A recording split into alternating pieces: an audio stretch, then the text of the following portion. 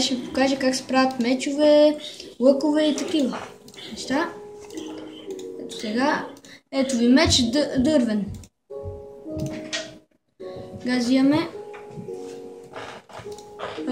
още пръчки, нареждаме ги и връв. И още една връв, ето и въдица. Сега взимаме злато. Пръчките. Ето го и златото. Ето ви златна кирка.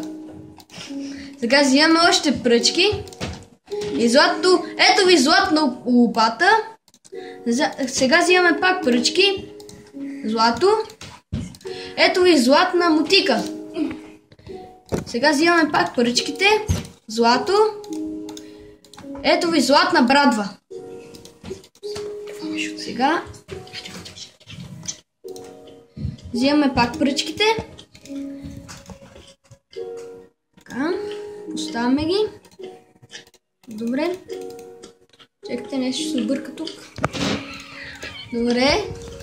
Поставихме ги. Ето и връвта. Ето ви лък.